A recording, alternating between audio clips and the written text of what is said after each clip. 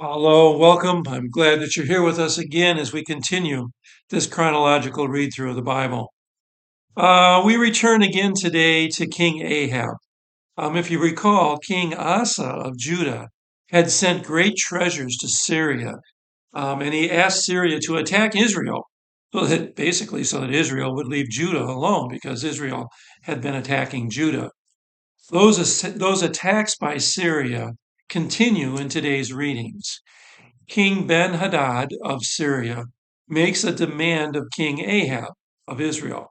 King Ahab, well, he's receptive to the demand. He responds that he will comply with the demand. But as soon as Ben-Hadad hears of his compliance with it, he ups the ante. He asks for something even more. King Ahab refuses. It becomes clear to him that Ben-Hadad is just going to keep asking for more and more and more. So Ben-Hadad comes out to destroy Israel, in particular to destroy the city of Samaria. Well, God has other plans.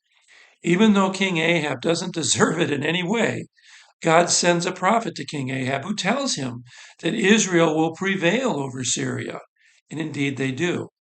Well, Syria assumes that it's because Israel's God is a God of the hills.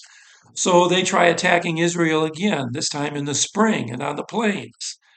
The prophet again comes to Ahab and tells him that God will again deliver the Syrians to them, for Syria does not yet understand that Yahweh is God over everything. In their defeat, the Syrians, having heard that the kings of Israel are merciful, plead for terms and mercy, which Ahab grants, resulting in the release rather than the death of Ben-Hadad. Now, to be quite honest, this was probably a very smart political move in earthly terms. But since God had devoted Syria to destruction at the end of Ahab, including Ben-Hadad, it was not according to God's will. So God sends yet another prophet to Ahab to tell him that since he did not take the life of Ben-Hadad as God had intended, God will take his life, King Ahab's, in return. Ahab returned to Samaria upset at the prophet's words and sullen. We learn through this account that God uses even evil people to accomplish his purposes, to accomplish his will. Here, God uses the evil King Ahab to demonstrate his power as a very small Israel twice crushes a much more powerful Syria who mocks God's power and God's rule. Now, there's this vineyard next to King Ahab's palace. King Ahab wishes to have it as a vegetable garden. Naboth, the owner of the vineyard, doesn't want to sell it to Ahab, which grieves Ahab, but he lets it lie. He leaves it at that. Ahab's wife Jezebel sees that Ahab's upset and she asks him why, and so he tells her.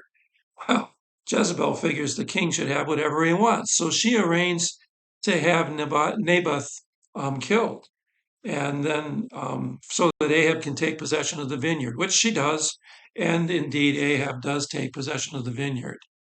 God sends Elijah to Ahab, to declare judgment on Ahab and on his entire family for this man, for Naboth being killed and his vineyard being stolen, essentially.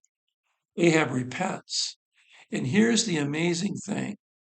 Even though Ahab was evil before the Lord in every way, because he repented in sackcloth, in other words, Ahab's repentance was sincere because he repented of what he had done.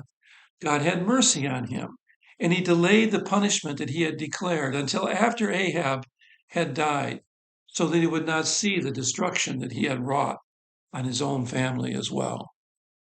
The mercy of God is, well, it's just over the top. It's beyond our understanding that God would send his own son to redeem those he created. It's the kind of thing that only God would do. And yet, it's exactly what God does. What a joy it is to be loved by a God such as this. This is our God. Again, may God be with you and bless you. I pray that you are continuing to learn and to grow. And I look forward to gathering with you again the next time.